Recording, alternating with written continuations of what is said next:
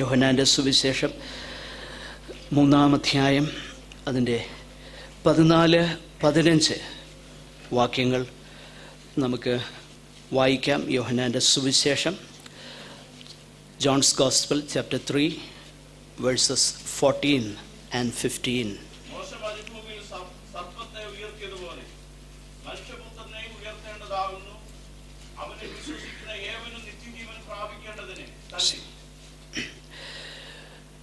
യോഹന്നാൻ്റെ സുവിശേഷം തുടർച്ചയായിട്ട് ധ്യാനിക്കുവാൻ ദൈവം നമുക്ക് നൽകുന്ന അവസരം ഓർത്ത് ഞാൻ കർത്താവിനെ മഹത്വപ്പെടുത്തുന്നു.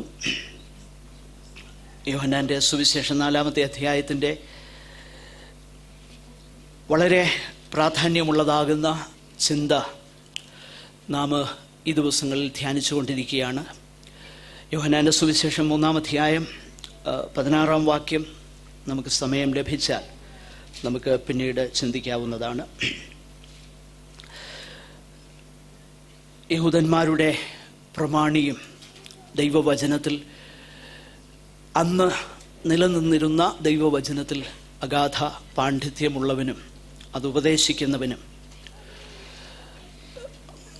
പൊളിറ്റിക്കലായിട്ട് വളരെ സ്വാധീനമുള്ളവനും യഹൂദന്മാരുടെ ഇടയിൽ ബഹുമാനിക്കപ്പെടുന്നവനുമാകുന്ന ഒരു നല്ല മനുഷ്യൻ യേശു കർത്താവിൻ്റെ അടയാളങ്ങൾ കണ്ട് അതിൽ ആകൃഷ്ടനായി കർത്താവിനോട് സംവദിപ്പാനായി, യേശുവുമായിട്ട് ആശയവിനിമയം ചെയ്യുവാനായി രാത്രിയിൽ കർത്താവിൻ്റെ അടുക്കൽ വരുന്ന പശ്ചാത്തലമാണ് നാം ഇവിടെ വായിക്കുന്നത്.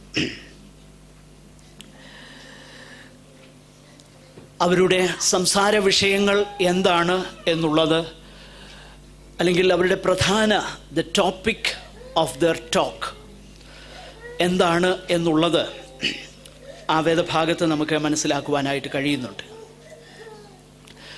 അവരുടെ സംസാരം ദൈവരാജ്യം എന്നുള്ളതാണ്. ആ ദൈവരാജ്യത്തെക്കുറിച്ചാണ് അവർ സംസാരിക്കുന്നത് എന്ന് യേശു കർത്താവിൻ്റെ മറുപടിയിൽ നിന്നും കർത്താവ് നിക്കോദിമോസിനോട് പറയുന്നതിൽ നിന്നും നമുക്ക് ഗ്രഹിപ്പാനായിട്ട് കഴിയുന്നുണ്ട്. കർത്താവ് പറയുന്നു, ദൈവരാജ്യത്തിൽ കടക്കുവാനും ദൈവരാജ്യം കാണുവാനും ആ രണ്ടും ഒന്നാണ്.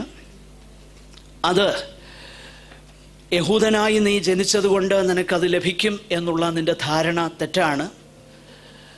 നീ യഹൂദനായി ജനിച്ചതുകൊണ്ട് യഹൂദനായെന്നേ ഉള്ളൂ. എന്നാൽ സ്വർഗരാജ്യത്തിൻ്റെ മകനായി തീരണമെങ്കിൽ സ്വർഗത്തിൽ നിന്ന് ജനിക്കണം എന്നാണ് യേശു പറയുന്നത്. You are by birth a citizen of Israel. That is because you are born into a Jewish family. നീ ഒരു യഹൂദ ഭവനത്തിൽ ജനിച്ചത് കൊണ്ടാണ് നീ യഹൂദനായി തീർന്നത്. യേശു പറയുക, യഹൂദരാജ്യം അങ്ങനെയാണെങ്കിൽ സ്വർഗീയ രാജ്യം അങ്ങനെ തന്നെയാണ്, ദൈവരാജ്യവും അങ്ങനെ തന്നെയാണ്. ദൈവരാജ്യത്തിലും ജനനത്താൽ മാത്രമേ അവിടുത്തെ സിറ്റിസൺ ആകുന്നുള്ളൂ. കുറച്ചു കാലം എന്താ നമ്മൾ പറയാറുണ്ടല്ലോ, അമേരിക്കയിൽ കുറച്ചു കാലം ചെന്നിരുന്ന ഒരു പരിപാടി ഉണ്ടല്ലോ, ഗ്രീൻ കാർഡ്. ഗ്രീൻ കാർഡൊക്കെ അറിയാം നിങ്ങൾക്ക്. നമ്മുടെ പ്രത്യാശ ദേശം അതൊക്കെയല്ലേ. എനിവേ, നല്ല കാര്യം അറിയണം. അങ്ങനെ കുറച്ചു കാലം ഇതിലൊക്കെ കൂടി, ആ കൂട്ടത്തിലൊക്കെ കൂടി കുറച്ചു കാലം പോകുമ്പോൾ പിന്നെ അതിനകത്തങ്ങ് ആയിക്കൊള്ളും. ഒടുവിൽ സ്വർഗരാജ്യത്തിൽ ചെല്ലുമെന്നൊന്നും ആരും കരുതരുത്. അവിടെ ഗ്രീൻ കാർഡ് എന്ന് പറയുന്ന ഒരു പരിപാടിയില്ല ഈ രാജ്യത്ത്. സിറ്റിസൺഷിപ്പ് ബൈ ബർത്ത്, ആ ഒറ്റ കാര്യമുള്ളൂ. ജനനത്താൽ അവിടെ സിറ്റിസൺ ആകുക എന്ന ഒറ്റ ഒരു വഴിയേ ഉള്ളൂ. രണ്ടാമതൊരു വഴിയില്ല. എന്തെങ്കിലും കൊടുത്ത് സിറ്റിസൺ ആകാൻ പറ്റുകയില്ല. ഒരിക്കൽ ഒരു ശതാധിപൻ പൗലോസിനോട് പറഞ്ഞതുപോലെ, ഞാൻ വലിയ വില കൊടുത്താണ് ഇത് മേടിച്ചതെന്ന്. റോമൻ സിറ്റിസൺഷിപ്പ് അതും പറ്റുകയില്ല. നോർത്ത് ഇന്ത്യയെ കുറെ ഹെൽപ്പ് ചെയ്തതുകൊണ്ട് സിറ്റിസൺ ആകുകയില്ല. അല്ലെങ്കിൽ എന്ത് ചെയ്താലും സിറ്റിസൺ ആകത്തില്ല, ചെയ്യാൻ പറ്റത്തുമില്ല. കാരണം ഞാൻ ചെയ്ത് സിറ്റിസൺ ആകണമെന്ന് ഞാൻ ചിന്തിച്ചാലും നടക്കുകയില്ല. നിക്കോദിമോസ് യഹൂദനായി പിറന്നത് അവൻ ചിന്തിച്ചത് കൊണ്ടല്ല, മറ്റാരോ ചിന്തിച്ചത് കൊണ്ടാണ്. അതുകൊണ്ടാണ് 1-ാം അധ്യായത്തിൽ നമ്മൾ കാണുന്നു, അവനെ കൈക്കൊണ്ട് അവൻ്റെ നാമത്തിൽ വിശ്വസിക്കുന്ന ഏവർക്കും ദൈവമക്കളാകുവാൻ അധികാരം കൊടുത്തു. പക്ഷെ അവനെ കൈക്കൊള്ളുവാൻ, അവൻ്റെ നാമത്തിൽ വിശ്വസിപ്പാൻ വേറൊരു കാര്യം അവിടെ സംഭവിക്കുന്നു. 13-ാം വാക്യം 1-ന്റെ അവർ രക്തത്തിൽ നിന്നല്ല, ജഡത്തിന്റെ ഇഷ്ടത്താലുമല്ല, പുരുഷന്റെ ഇഷ്ടത്താലുമല്ല, ദൈവത്തിൽ നിന്ന് ജനിക്കുകയായിരുന്നു. ജനനത്താൽ മാത്രം കിട്ടുന്ന സ്വർഗരാജ്യ പ്രവേശനത്തിനെ കുറിച്ച് നിക്കോദിമോസിനോട് പറഞ്ഞപ്പോൾ അവൻ അത്ഭുതപ്പെട്ടു. ആ ജനനത്തെക്കുറിച്ച് പല പദങ്ങൾ ഉപയോഗിക്കുന്നത് നമ്മൾ കണ്ടു. മുകളിൽ നിന്നുള്ള ജനനം, വീണ്ടും ജനനം, വെള്ളത്താലുള്ള ജനനം, ആത്മാവിനാലുള്ള ജനനം, ഇതെല്ലാം ഒന്നാണെന്ന് ദൈവവചനത്തിന്റെ വെളിച്ചത്തിൽ കാണുവാൻ ഇടയായി തീർന്നു. നിക്കോദിമോസ് അത്ഭുതപ്പെടുകയാണ്, ഇതെങ്ങനെയാ നടക്കുന്നത്? യേശു മറുപടി കൊടുത്തു. ആ മറുപടിയുടെ ഭാഗമാണ് നാം ഇപ്പോൾ വായിച്ചത്. നിക്കോദിമോസിനോട് യേശു സംസാരിക്കുന്നത് അവന് ലഭിച്ച തിരുവെഴുത്തിന്റെ വെളിച്ചത്തിലാണ്. വെള്ളത്താലുള്ള ജനനവും ആത്മാവിനാലുള്ള ജനനവും അവന്റെ തിരുവെഴുത്തിന്റെ അടിസ്ഥാനത്തിലാണെന്ന് നമ്മൾ കണ്ടു.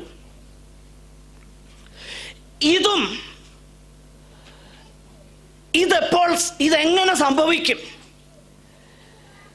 എന്ന് 9-ാം വാക്യത്തിൽ നിക്കോദിമോസ് അത്ഭുതപ്പെടുമ്പം യേശു മറുചോദ്യം ചോദിക്കുക, നീ ഇസ്രായേലിന്റെ ഉപദേഷ്ടാവായിരുന്നിട്ടും ഇതറിയുന്നില്ലയോ എന്ന് പറഞ്ഞാൽ, ഞാൻ ഓൾറെഡി നിന്നോട് പറഞ്ഞ കാര്യം നിനക്ക് ലഭിച്ച തിരുവെഴുത്തിൽ നിന്നാണ് ഞാൻ പറഞ്ഞത്. ഇതെല്ലാം പറഞ്ഞിട്ട് നിനക്ക് മനസ്സിലായില്ലേ? അതാ യേശു ചോദിക്കുന്നത്. അപ്പോൾ വീണ്ടും ഒരു കാര്യം കൂടെ യേശു പറയുക, മിസ്രൈമിൽ നിന്ന് ദൈവം തന്റെ ജനത്തെ പുറപ്പെടുവിച്ചു. അവരുടെ പ്രശ്നം, അവർക്ക് എപ്പോഴും പരാതിയാ.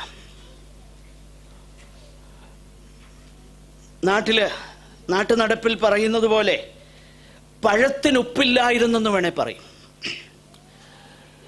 അങ്ങനെയായിരുന്നു അവര്. നമ്മളും മോശമൊന്നുമല്ല, ചിരിക്കൊന്നും വേണ്ട.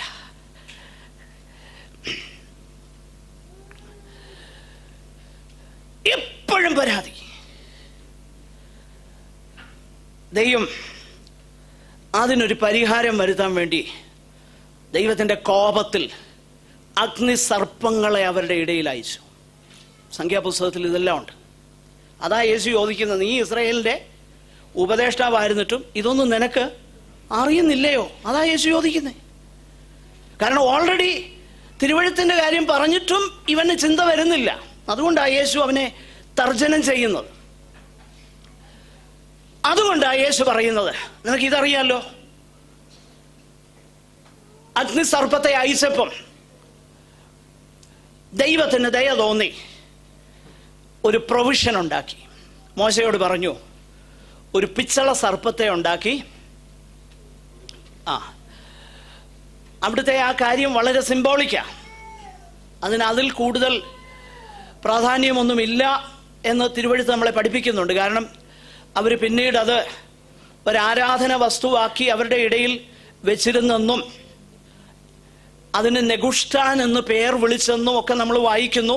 യെഹെസ്കേലിന്റെ കാലത്ത് അതിനെ നശിപ്പിച്ചു കളഞ്ഞു. അത് അവരുടെ നടുവിലുണ്ടായിരുന്നു. എന്നാൽ ഒറ്റ കാര്യം കർത്താവ് പറയുക, അങ്ങനെ പിച്ചള സർപ്പത്തെ ഉയർത്തിയപ്പോൾ അതിനെ നോക്കിയവർ എല്ലാം രക്ഷ പ്രാപിച്ചു. ഫിസിക്കൽ ലൈഫ് കിട്ടി. Physical life. അവർ മരിക്കാൻ തുടങ്ങുകയായിരുന്നു ദൈവത്തിൻ്റെ ശിക്ഷ നിമിത്തം. എന്നാൽ പിച്ചള സർപ്പത്തെ നോക്കിയപ്പം കുറച്ചു കാലം കൂടെ ആയുസ് നീട്ടിക്കിട്ടി.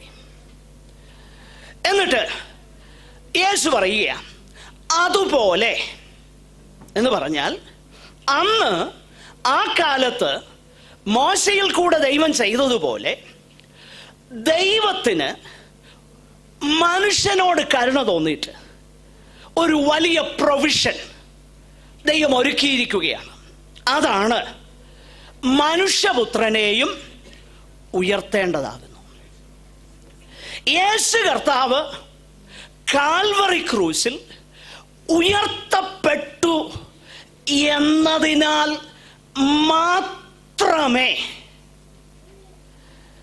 മരുഭൂമിയിൽ ഇസ്രായേൽ മക്കൾക്ക് അവരുടെ ആയുസ് നീട്ടിക്കിട്ടിയെങ്കിൽ ലോകത്തിലുള്ള ഏവർക്കും വിശ്വസിക്കുന്ന യേശുവിലേക്ക് നോക്കുന്ന യാതൊരുവനും നിത്യജീവൻ കിട്ടുവാൻ മനുഷ്യപുത്രൻ ഉയർത്തപ്പെടേണ്ടിയിരിക്കുന്നു. പ്രിയപ്പെട്ടവരെ, നിത്യജീവൻ ലഭിക്കുവാൻ കാൽവറിയിൽ ഉയർത്തപ്പെട്ട ക്രിസ്തുവിന്റെ സുവിശേഷത്തിന്റെ പ്രസംഗത്താൽ മാത്രമേ കഴിയത്തുള്ളൂ. അതുകൊണ്ടാണ് പോൾ പറയുന്നത്, യഹൂദന്മാർക്ക് വേണ്ടത് അടയാളമാണ്. യവനന്മാർ അവർക്ക് വലിയ പണ്ഡിത ശിരോമണികളുടെ പാരമ്പര്യമുണ്ടായിരുന്നു. സോക്രട്ടീസ്, പ്ലേറ്റോ, അരിസ്റ്റോട്ടിൽ ഭയങ്കര ജ്ഞാനികളാണ്. അവർക്ക് വേണ്ടത് ജ്ഞാനമാണ് വേണ്ടത്. എന്നാൽ ഞങ്ങൾക്ക് പറയാനുള്ളത് ഇത് രണ്ടുമല്ല. ജീവൻ നൽകുന്ന സുവിശേഷം മാർക്കറ്റിൽ ചിലവാകുന്നെന്ന് മനസ്സിലാക്കി മാർക്കറ്റ് അനുസരിച്ച് ജനങ്ങൾക്ക് കർണരസകരമായത് കൊടുക്കുന്ന സുവിശേഷമല്ല ജീവൻ നൽകുന്ന സുവിശേഷം.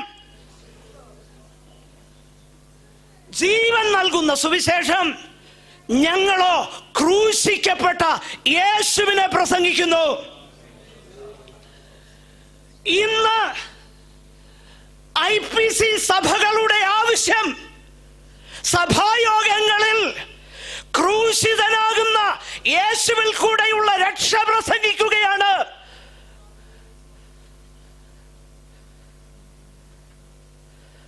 കാരണം I see a great crowd going to the eternal death.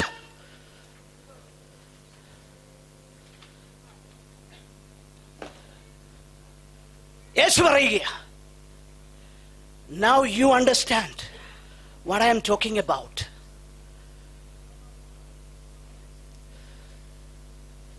നിനക്കിത് മനസ്സിലാകുന്നില്ലേ?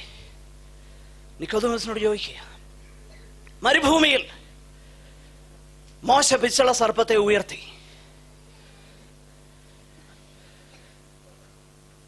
അതുപോലെ മനുഷ്യപുത്രനെ ഉയർത്തണം.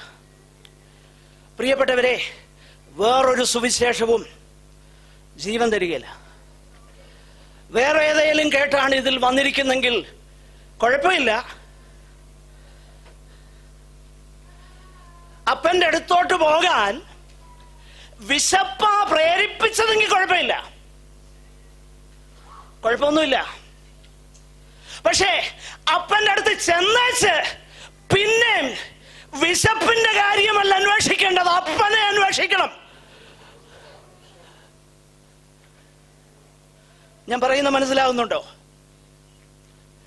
ദൂരദേശത്ത് വാളവിര കൊണ്ട് വയറ് നിറയ്ക്കാനായിട്ട് കാംക്ഷിച്ചപ്പം എൻ്റെ അപ്പന്റെ വീട്ടിൽ പരിചാരകന്മാര് തിന്ന് ശേഷിപ്പിക്കുന്നെന്ന തിരിച്ചറിവിൽ അപ്പന്റെ അടുക്കലേക്ക് വന്നു. കുഴപ്പമൊന്നുമില്ല. അതൊരു വഴിയാ. അത് ദൈവം ഒരുക്കിയ വഴിയാ. ക്യാൻസർ രോഗം ദൈവം ഒരുക്കിയ വഴിയാകാം. നട്ടം തിരിഞ്ഞത് ദൈവം ഒരുക്കിയ വഴിയാകാം. സമാധാനമില്ലാതിരുന്നത് ദൈവം ഒരുക്കിയ വഴിയാകാം. പക്ഷെങ്കിൽ അതല്ല വിഷയം. അപ്പന്റെ വീട്ടിലോട്ട് വന്നാ പിന്നെ അപ്പനാ വലുത്. അപ്പനാ വലുത്. വേറെ ഒന്നുമല്ല വലുത്. വേറെ ഒന്നുമല്ല വലുത്. ഞാൻ പറഞ്ഞു വരുന്നത്, ക്രൂശിക്കപ്പെട്ടവനാകുന്ന ക്രിസ്തുവിൽ കൂടെ അല്ലാതെ, ഉയർത്തപ്പെട്ടവനാകുന്ന കർത്താവിൽ കൂടെ അല്ലാതെ നിത്യജീവനില്ല. നമ്മുടെ സഭായോഗങ്ങളിൽ ഇത് പ്രസംഗിക്കട്ടെ, നമ്മുടെ മാസയോഗങ്ങളിൽ ഇത് പ്രസംഗിക്കട്ടെ, നമ്മുടെ ജനറൽ കൺവെൻഷനിൽ ഇത് പ്രസംഗിക്കട്ടെ. അയ്യോ, ഒരു വലിയ കൂട്ടം നിത്യനാശത്തിലേക്ക് പോകുക.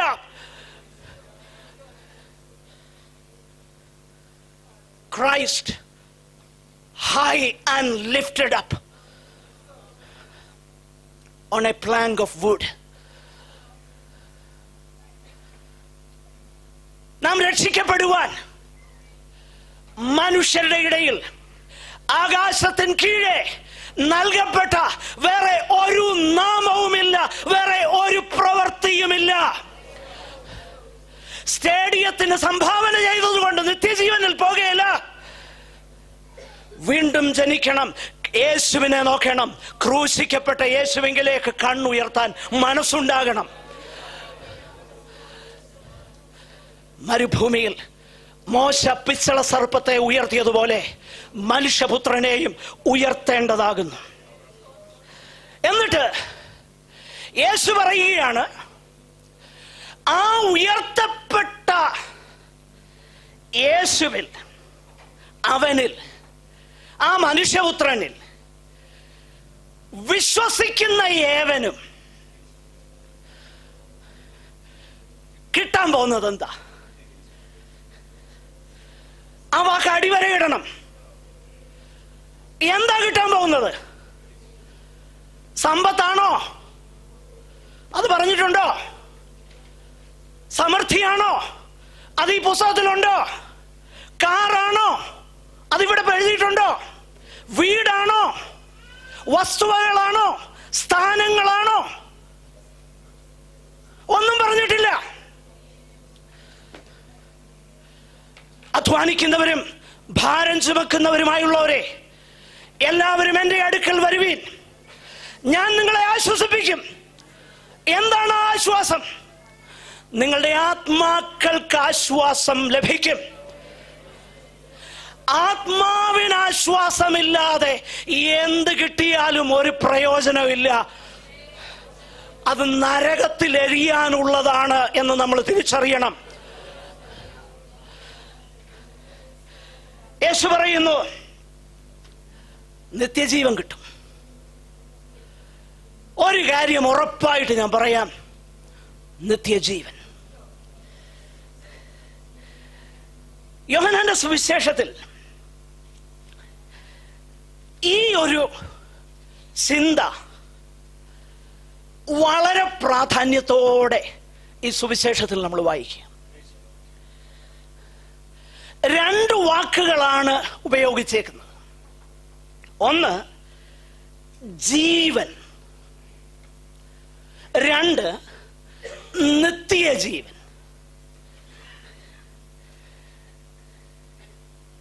ദൈവരാജ്യത്തിൽ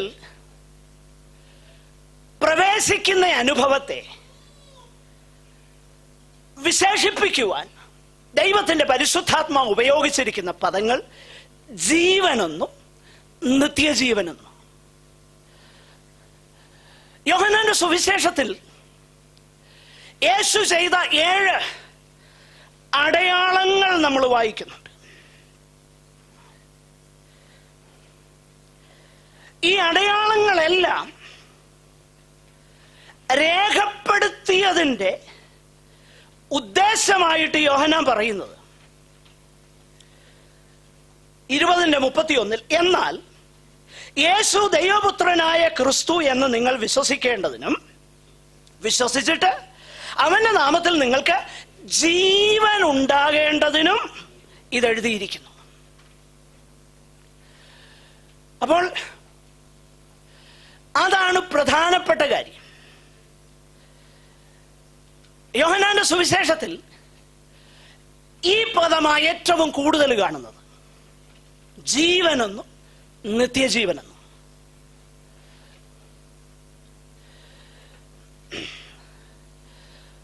മുപ്പത്തിരണ്ട് വാക്യങ്ങളിൽ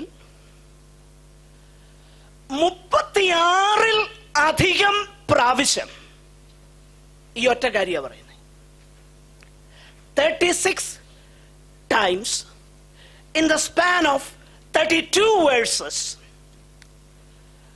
the Holy Spirit speaks about life and eternal life. അപ്പോൾ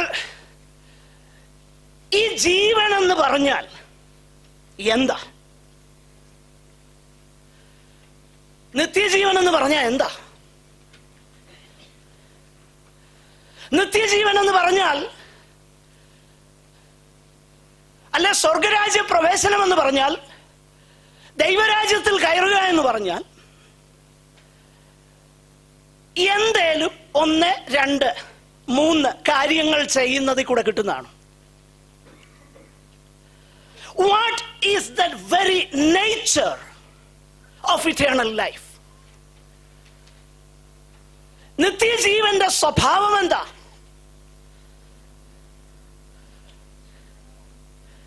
വേദപുസ്തകം വളരെ ക്ലിയറാണ്. നിത്യജീവൻ as it is being experienced by humans is delineated or is defined in chapter 17 verse 3. 17-ാം അധ്യായം 3-ാം വാക്യത്തിൽ ഈ നിത്യജീവൻ എന്താണെന്ന്, അല്ലെങ്കിൽ നിത്യജീവന്റെ അനുഭവം എന്താണെന്ന് ദൈവത്തിന്റെ ആത്മാവോട് പറയുന്നുണ്ട്.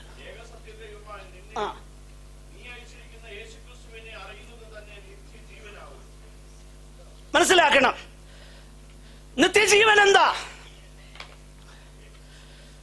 നിത്യജീവൻ കൈവെക്കുന്നതാണോ?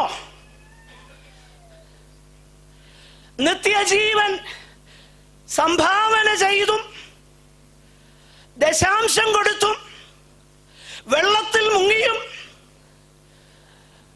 IPC ഫേസ് സെന്ററോ IPC എബനേസറോ IPC ഹെബ്രോനോ IPC ശാലേമോ, ആരും പെണങ്ങരുത്, IPC എന്ന് പറയുന്നത് AJ-ക്കാരും ചർച്ചകോടുകാരും എന്നോട് വഴക്കിടാതെ വരാതെ, IPC-ക്കാരെ ഞാൻ എങ്ങനെയും ഹാൻഡിൽ ചെയ്തോളാം.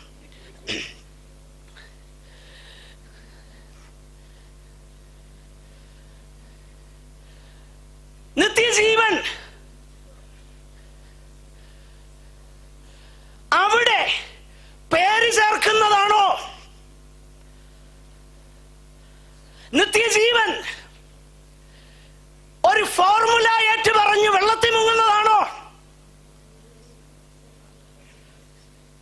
വേദപുസ്തകം എന്നാ പഠിപ്പിക്കുന്നത്? I am not concerned about what the church says. I am concerned about what God says. സഭ പറയുന്നതല്ല വിഷയം. നമുക്കിന്ന് നിർഭാഗ്യവശാൽ നമ്മൾ വിട്ടുപോകുന്നിടത്ത പരിപാടിയിലേക്ക് നമ്മൾ മടങ്ങിക്കൊണ്ടിരിക്കുക. പണ്ട് അവിടെ സഭയെ പറയുന്നത് കേട്ടോണം എന്ന് പറഞ്ഞ് കണ്ടോണം പൊക്കോണം, ആ പരിപാടിയായിരുന്നു. അതല്ല ശരിയെന്നും പറഞ്ഞാൽ ഇങ്ങോട്ട് വന്നത്. ഇപ്പൊ ഇവിടെ എന്താ? ഇപ്പൊ ഇവിടെ പറയുന്നത് മെത്രാശാന്മാര് പറയുന്നതാ അവസാന വാക്ക്. നോ, ഒരു മെത്രാനും പറയുന്നതല്ല അവസാന വാക്ക്. ഈ പുസ്തകം പറയുന്നത് അവസാന വാക്ക്.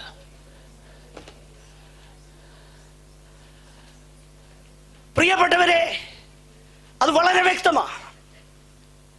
യേശു പറയുക, നിത്യജീവൻ എന്ന് വെച്ചാൽ ഇറ്റ് ഈസ്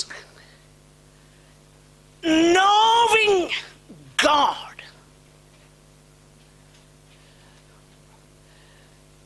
നോവിങ്, അറിയുക എന്നുള്ളത് ഒരു എബ്രായ സങ്കല്പമാണ്. ഹീബ്രു ഇഡിയമാണ് അറിയുക എന്ന് എബ്രായ വേദപുസ്തകത്തിൽ എഴുതിയിരിക്കുന്നതിൻ്റെ അർത്ഥം. നമ്മൾ ഇന്ന് ഓഫ് കോഴ്സ് നമുക്ക് ഇൻഫർമേഷൻ വേണം, അറിവുകൾ ആവശ്യമാണ്. ആ അറിവുകളെ കുറിച്ചല്ല വേദപുസ്തകം അറിയുക എന്ന് പറഞ്ഞിരിക്കുന്നത്. മനസ്സിലാക്കാൻ വേണ്ടി ഒറ്റ കാര്യം ഞാൻ പറയാം. Husband and wife relationship is described in the Bible, in the Hebrew Bible, with one word: he knew her. Hope you understood. A knowledge of each other intimately. No one else has that knowledge of a person as between a wife and a husband. It is exclusive and mutual knowledge. That is what the Bible teaches. Knowing God. അറിയുക. അപ്പൊ നിത്യജീവൻ എന്ന് പറഞ്ഞാൽ പഴയ നിയമ തിരുവെഴുത്ത് അറിയാവുന്ന നിക്കോദീമോസിനോട് പറയുകയാ, നീ യഹൂദന്മാരുടെ ഇസ്രായേലിന്റെ വലിയ ഉപദേഷ്ടാവാ, പക്ഷെ നിനക്കിത് അറിയുന്നില്ലേ? എന്താ നിത്യജീവൻ? യോഹന്നാൻ പറയുന്നു, ഏക സത്യ ദൈവമായ നിന്നെയും നീ അയച്ചിരിക്കുന്ന യേശു ക്രിസ്തുവിനെയും അറിയുന്നത് എന്ന് പറഞ്ഞാൽ it is having a relationship with God through Jesus Christ. എന്താ നിത്യജീവൻ?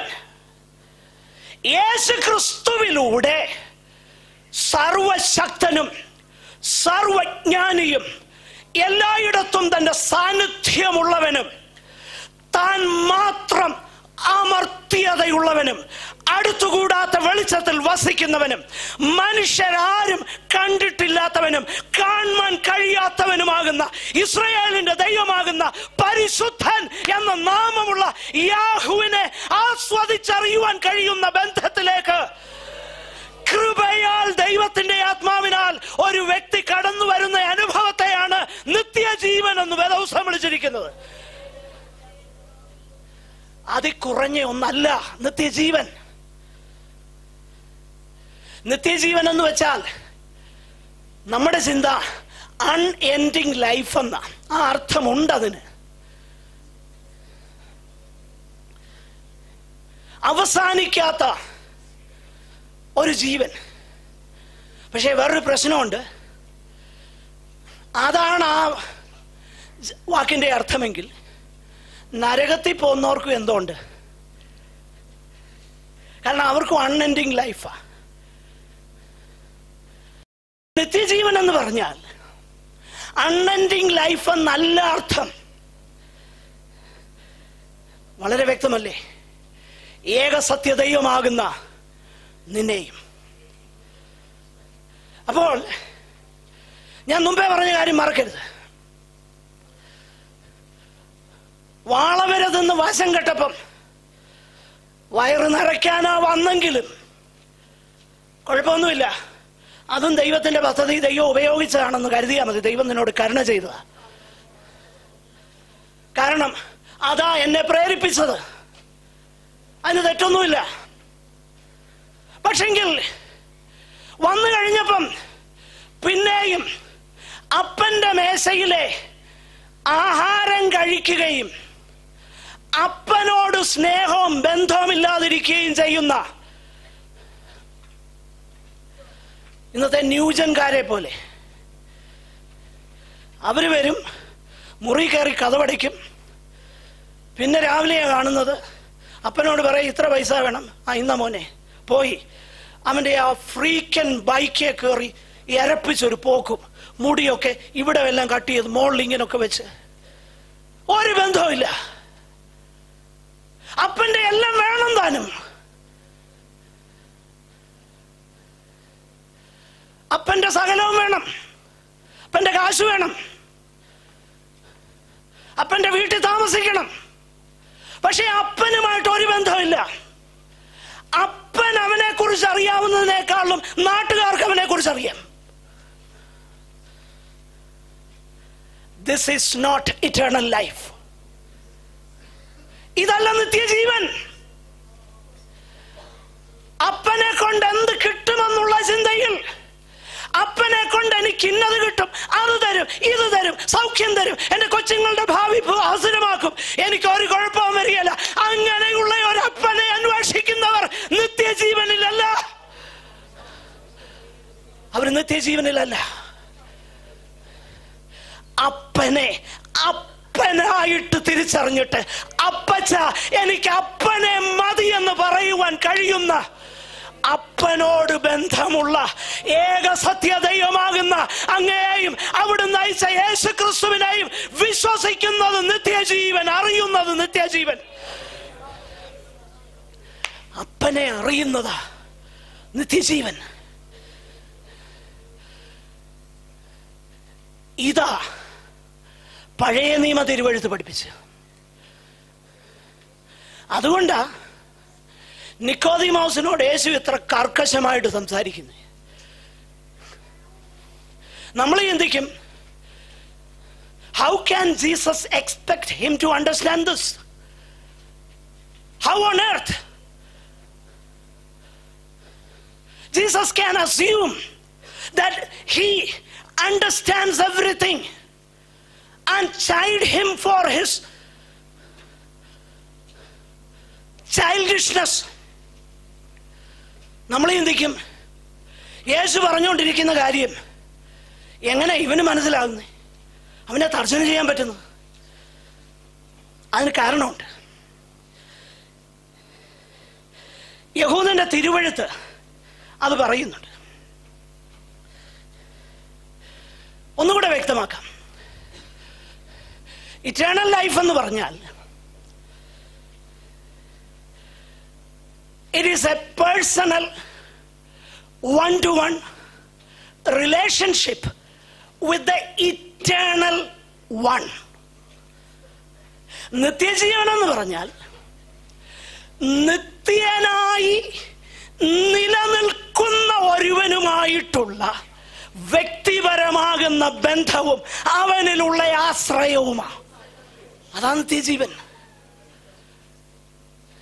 യഹൂദന്റെ തിരുവെഴുത്ത് എന്താ പറയുന്നേ?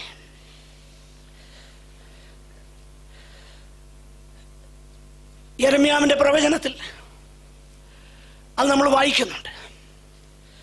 യെരമ്യാവിന്റെ പ്രവചനം 31-ാം അധ്യായം അതിന് 33 മുതലുള്ള വാക്യങ്ങൾ നമുക്കറിയാവുന്ന വേദഭാഗമാണ്. എന്നാൽ അതിൻ്റെ പ്രസക്തമാകുന്ന 34-ാം വാക്യത്തിലെ ആ വേദഭാഗം ഞാനൊന്ന് പറയാം. 33-ാം വാക്യത്തിൽ ജെറമായ 31:33, എന്നാൽ ഈ കാലം കഴിഞ്ഞ ശേഷം ഞാൻ ഇസ്രായേൽ ഗൃഹത്തോട് ചെയ്യുവാനിരിക്കുന്ന നിയമം, ഒരു പുതിയ നിയമം, അത് കറക്റ്റാണോ എന്നറിയണമെങ്കിൽ, ഇത് ശരിയാണോ എന്നറിയണമെങ്കിൽ നിങ്ങൾക്ക് കമ്പയർ ചെയ്യാം.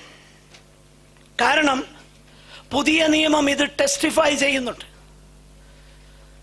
എബ്രായലേഖനം 8-ാം അധ്യായം അതിന്റെ 11 മുതൽ വായിച്ചാൽ ഇതേ വാക്യം എടുത്തെഴുതിയേക്കുക. അപ്പൊ യെരമ്യാവിന്റെ പ്രവചനത്തിൽ 31-ന്റെ 33, 34 അവിടെ നിൽക്കട്ടെ. എബ്രായ ലേഖനത്തിലേക്ക് വരാം.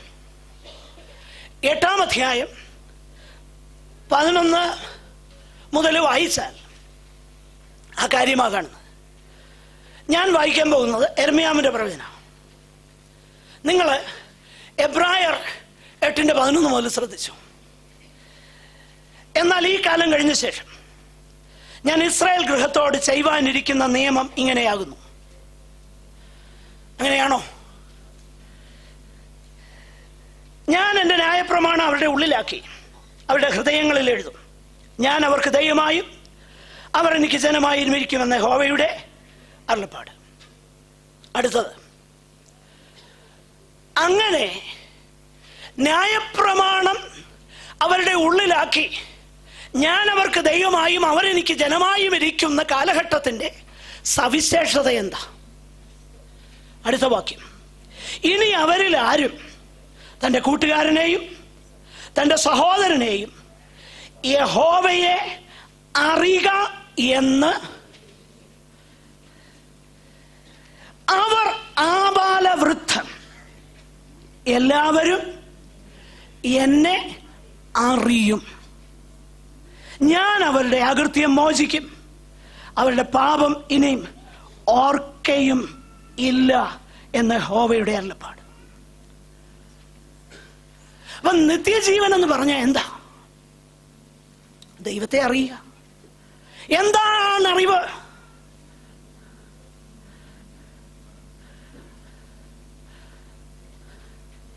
കുറെ വാക്യങ്ങൾ കാണാതെ പഠിക്കുന്ന അറിവാണോ? അല്ല, അല്ല.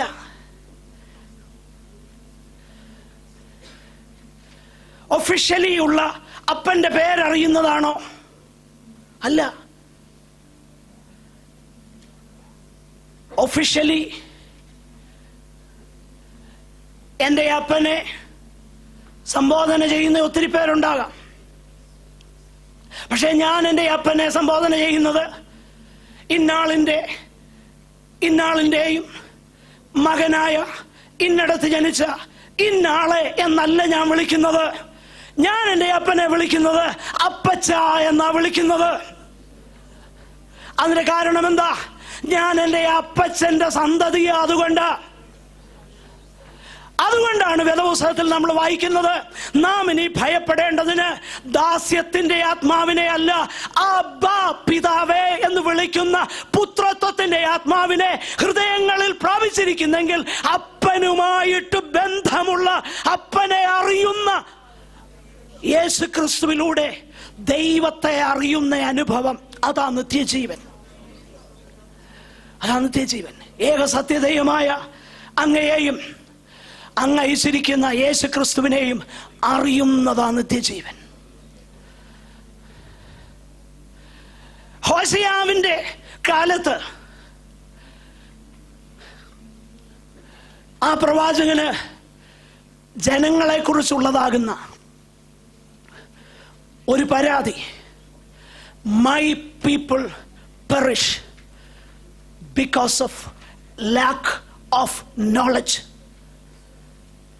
പരിജ്ഞാനമില്ലാത്തതുകൊണ്ട് എന്റെ ജനം നശിച്ചു പോകുന്നു.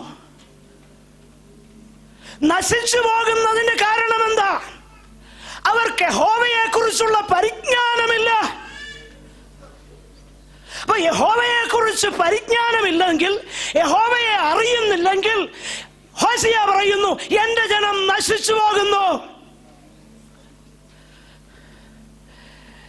എന്നാൽ കൃപയാൽ യേശു ക്രിസ്തുവിലൂടെ ദൈവത്തെ അറിയുവാൻ ഭാഗ്യം ലഭിച്ച വേറൊരു യഹൂദ പ്രമാണിയുണ്ട്. അവന്റെ പേര് ശൗലെന്ന. അവൻ പറയുന്ന വാക്കുകൾ എന്താണെന്നറിയാമോ? ഞാൻ എൻ്റെ മതത്തിലെ വലിയ പുള്ളിയായിരുന്നു. 8ാം നാളിൽ ഞാൻ പരിച്ഛേദനയേറ്റവനാ.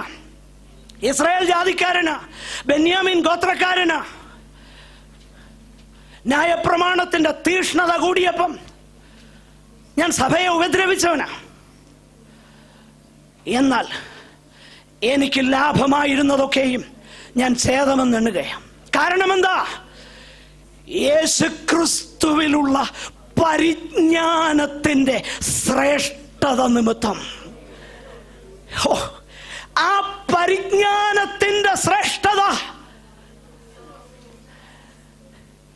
അതുകൊണ്ടാണ്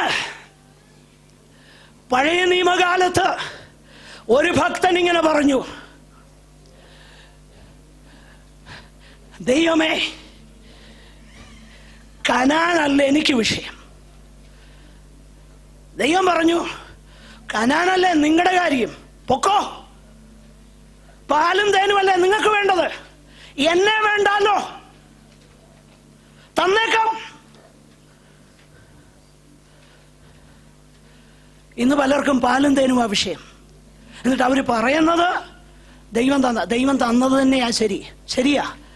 പക്ഷെ ഒരു പ്രശ്നമുണ്ട് അവിടെ. ദൈവം കൂടുണ്ടോ എന്നുള്ളതാ പ്രശ്നം. അതാണ് ഇസ്രായേൽ മക്കളോട് പറയുന്നത്. പാലും തേനും ഒഴുകുന്ന ദേശം വേണമല്ലോ, അത് തന്നേക്കാം. പേടിയാന്നോ പോകാൻ? പേടിക്കണ്ട, എന്റെ ദൂതനെ അയക്കാം. കാരണം അതിനെ പ്രോത്സാഹിപ്പിക്കുന്ന ഒത്തിരി പേരുണ്ടല്ലോ.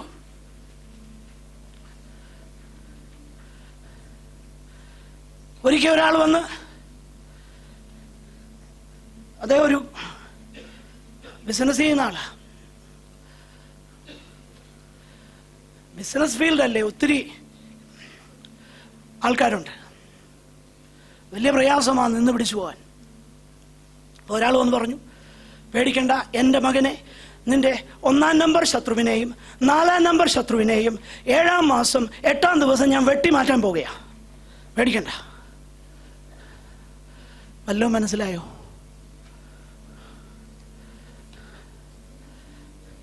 പിന്നീട് സാക്ഷ്യം പറയാം, എൻ്റെ 1-ാം നമ്പർ ശത്രുവിനെയും 4-ാം നമ്പർ ശത്രുവിനെയും അയ്യോ യഹോവ വെട്ടിമാറ്റി. ശരിയാ, യഹോവയാ. പക്ഷെ ആ വെട്ടിമാറ്റൽ എന്തോ വെട്ടിമാറ്റലാന്നറിയാമോ? നാടൻ ഭാഷയിൽ ഇങ്ങനെ പറയും, അടിച്ചേലേ പോയില്ലെങ്കിൽ പോയേലേ അടിക്കും. എന്റെ വഴി നടക്കാൻ മനസ്സിലല്ലോ, പൊക്കോ. ദൂതനെ വേണോ? തന്നേക്കാം. പാലും തേനും ഒഴുകുന്ന ദേശം വേണോ? തന്നേക്കാം. പക്ഷെ ഒരുവൻ പറഞ്ഞു, എനിക്കതല്ല വിഷയം, പാലും തേനും ഒഴുകുന്ന ദേശം അല്ല വിഷയം, ദൂതനല്ല വിഷയം, എനിക്ക് വിഷയം അങ്ങാ. അതുകൊണ്ട് അങ്ങയ്ക്ക് എന്നോട് കരുണ തോന്നുന്നെങ്കിൽ ഞാൻ അങ്ങയെ അറിയുമാറാകട്ടെ. വാക്ക് ശ്രദ്ധിക്കണം. എന്നോട് ദയയുണ്ടെന്ന് എനിക്കറിയാൻ ഒരു തെളിവേ ഞാൻ ആവശ്യപ്പെടുന്നുള്ളൂ. അത് ദൂതം വരുന്നതല്ല, അത് പാലും തേനും ഒഴുകുന്ന ദേശമല്ല. ഒറ്റ ഒരു കാര്യം, അങ്ങയ്ക്ക് എന്നോട് കൃപയുണ്ടെന്ന് എനിക്കറിയാൻ ഒരു മാർഗമേ ഉള്ളൂ. യഹോവേ, ഞാൻ അങ്ങയെ ഒന്നറിയട്ടെ. അത് കണ്ടപ്പോൾ യഹോവ പറഞ്ഞു, യെസ്, എനിക്ക് നിന്നോട് കൃപ തോന്നിയിരിക്കുക. നിനക്കെന്നെ അറിയാൻ ഞാൻ വരം തന്നിരിക്കുകയാണ്. നിനക്ക് മറ്റാരും അറിയാൻ കഴിയാത്ത നിലയിൽ ഞാൻ നിന്നെയും നീ എന്നെയും അറിയും. പിൽക്കാലത്ത് ചോദിക്കുന്നുണ്ട്, ഞാൻ മുഖാമുഖമായി സംസാരിച്ച ആ മനുഷ്യനെ പോലെ വേറെ ആരെങ്കിലും ഉണ്ടോ? പ്രിയപ്പെട്ടവരെ, ഈ അറിവ് പുതിയ നിയമത്തിൽ എല്ലാവർക്കും ദാനം തന്നേക്കുക. പക്ഷെങ്കിൽ അതറിയുന്നവനാണ് നിത്യജീവൻ. അതുകൊണ്ടാണ് പോൾ പറയുന്നത്, യേശുക്രിസ്തുവിനെ കുറിച്ചുള്ള പരിജ്ഞാനത്തിന്റെ ശ്രേഷ്ഠത നിമിത്തം ഒരിക്കൽ ഞാൻ ചവറെന്നെണ്ണിയെങ്കിൽ ഇപ്പോഴും ഞാൻ അത് ചവറെന്നെണ്ണുന്നു. ഞാൻ അവനെ അറിയേണ്ടതിനും അവനിലിരിക്കേണ്ടതിനും അവൻ്റെ പുനരുത്ഥാനത്തിൻ്റെ ശക്തിയും അവൻ്റെ കഷ്ടാനുഭവങ്ങളുടെ കൂട്ടായ്മയും അനുഭവിച്ചറിഞ്ഞിട്ട് വല്ല വിധേനയും ഇവിടെ നിന്നൊന്നു രക്ഷപ്പെട്ടിട്ട് ആ അറിവിൻ്റെ പൂർണ്ണതയിലേക്ക് എത്തിച്ചേരുവാൻ ഞാൻ കാംക്ഷിക്കുന്നു.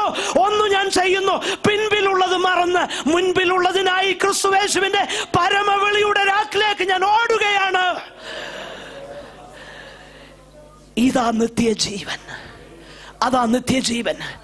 നിത്യജീവനെ പിടിച്ചുകൊള്ളുവാൻ അതുകൊണ്ടാണ് തിമോത്തിയോസിന് ലേഖനം എഴുതുമ്പോൾ പോള് അവനെ പ്രബോധിപ്പിക്കുന്നത്.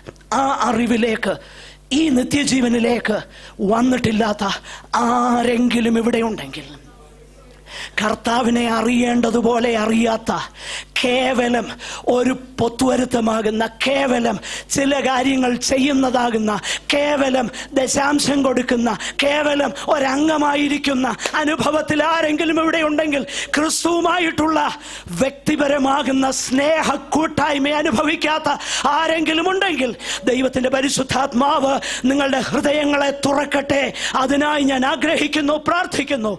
സഹോദരന്മാരിൽ ഒരാൾക്ക് ചുരുക്കമായി പ്രാർത്ഥിക്കാം.